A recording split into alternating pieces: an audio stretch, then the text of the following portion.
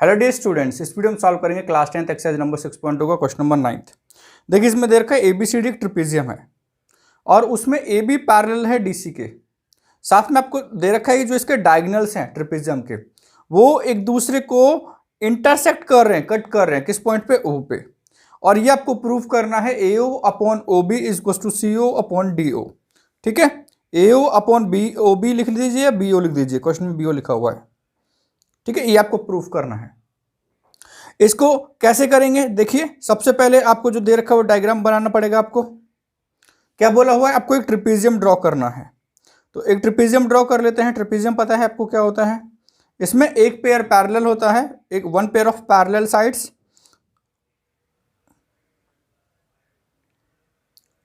जरूरी नहीं है आपको दोनों तरफ इक्वल डिस्टेंस रखना, बस ये ध्यान रखना है कि ये दोनों पैरेलल हैं।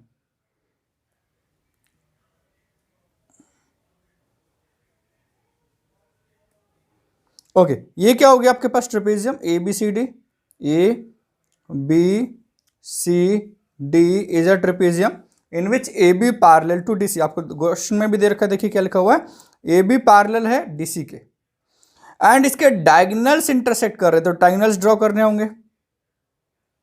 इसके डायगोनल्स इंटरसेक्ट कर रहे हैं किस पॉइंट पे, O पॉइंट पे।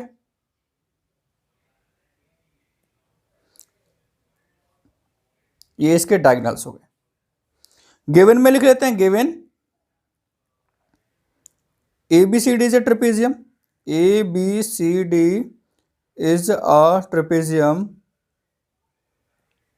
इन which AB parallel to DC।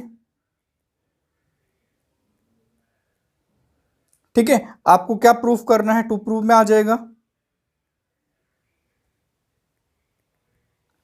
To proof में क्या हो जाएगा, AO upon BO is equal to CO upon DO। ये हो गया आपके टू प्रूफ में। नेक्स्ट क्या हो जाएगा, प्रूफ पार्ट सॉल्व करते हैं इसका। सबसे पहले प्रूफ से पहले आपको क्या करना होगा, इसमें कंस्ट्रक्शन करना पड़ेगा। किस चीज का कंस्ट्रक्शन करना पड़ेगा, आपको एक डॉटेड लाइन लेनी पड़ेगी such that is parallel to, ये लिखेंगे EO इज पैरेलल टू, किसी भी एक के पैरेलल लिख लीजिए, DC के लिख लीजिए, AB के पैरेलल लिख लीजिए। हम DC के पैरेलल लिख लेते हैं। तो to construct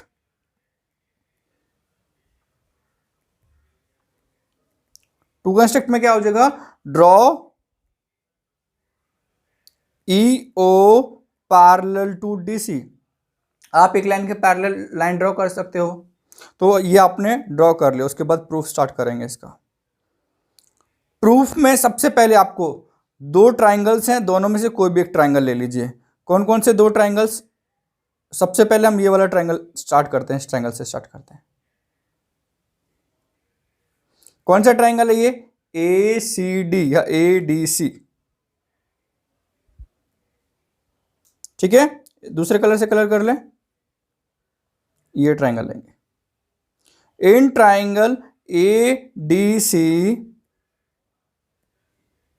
in triangle ADC EO is parallel to DC। EO DC के पैरेलल है, देयरफॉर क्या हो जाएगा, AE upon ED is equal to AO upon OC। ये कहां से आ गया, लाइन पैरेलल है तो BPT से साइड्स का रेशियो इक्वल हो जाएगा। ठीक है, तो AE upon ED is equal to AO upon OC हो गया। ये किससे हो गया, बाय BPT। नेक्स्ट देखिए, इसके बाद कौन सा ट्राइंगल ले सकते हो आप, सेम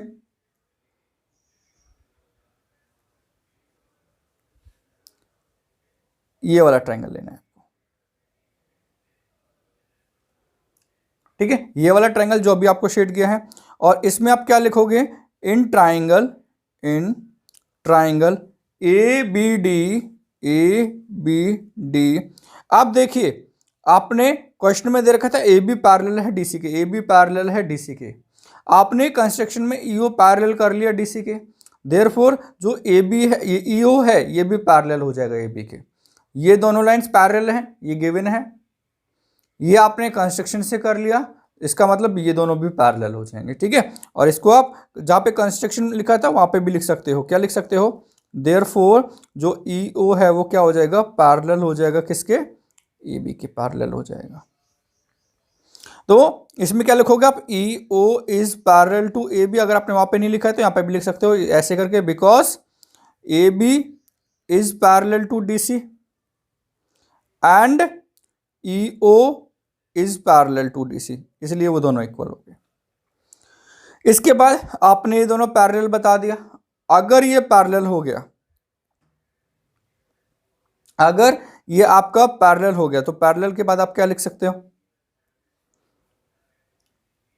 साइड्स प्रोपोर्शन में, रेशियो, साइड्स का रेशियो इक्वल, ठीक है, साइड्स का रेशियो इक्वल। और वो कैसे होगा, सेम DE से करेंगे। अगर आप इस ट्रायंगल को चेंज कर दें, अगर मैं इसका रफ डायग्राम बना दूं पहले आपको, तो ये आपने बनाया था ऐसे, ठीक है, ये है DA, दिस इज B, तो ये पैरेलल है तो ये आएगा आपके पास DE EA, ठीक है, ऐसे आएगा। तो इसको इरेज कर लेते हैं एंड उसके बाद रेशियोज लिखते हैं इसका अच्छे से।